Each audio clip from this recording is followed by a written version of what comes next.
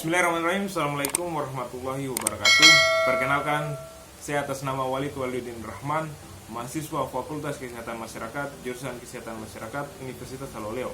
Pada pertemuan kali ini saya akan mempresentasikan mengenai entomologi. Saya mau lebih mengarah kepada lalat, dan saya akan mengutip jurnal mengenai pengaruh ekstrak kemangi Ocimum bacillium forma citrasum terhadap perkembangan lalat rumah atau Musca domestica.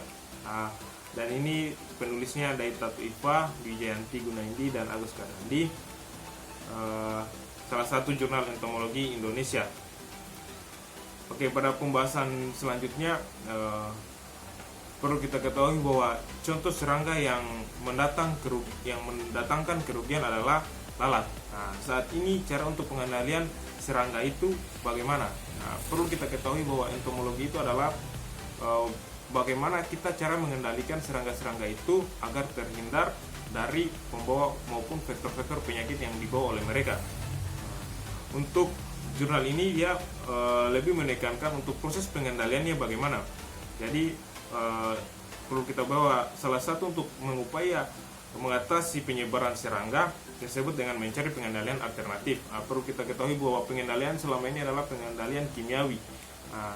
Kimiawi yang dimana itu dari bahan-bahan kimia yang disemprotkan serangga. Dan dalam jurnal ini mereka lebih menekankan bahan-bahan alami atau bahan-bahan intesida nabati namanya, dari tanaman.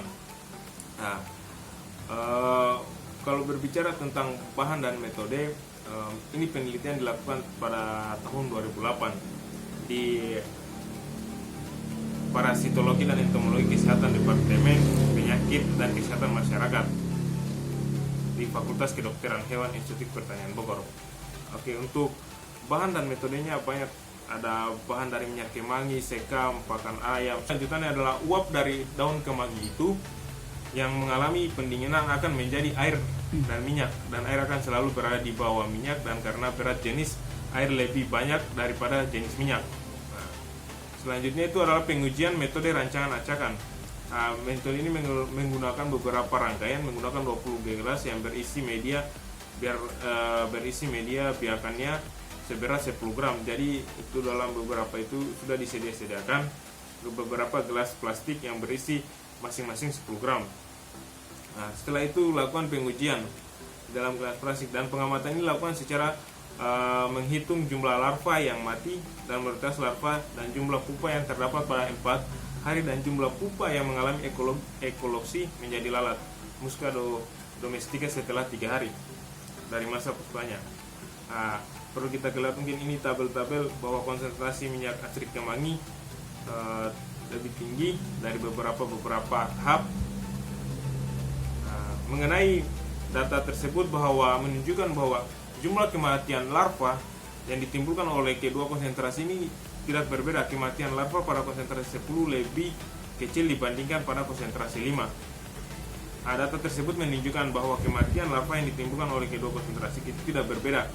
Kematian larva pada konsentrasi 10 lebih kecil dibandingkan konsentrasi 5.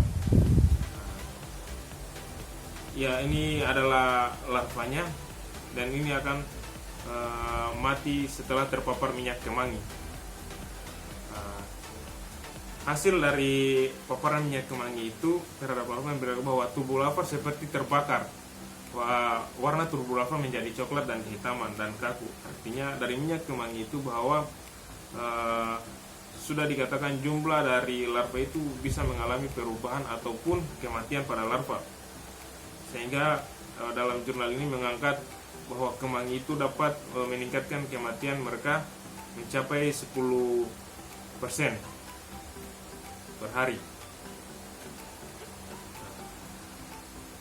Kematian larva juga terbanyak kemampuan eksiditas lalat terendah atau kemampuan ekologi lalat terendah di Musca domestica yang dihasilkan pada konsentrasi eksternal kemangi 2000, dan ekstrak kemangi ini sebagai larvasida lalat Musca domestica terbaik pada konsentrasi 20.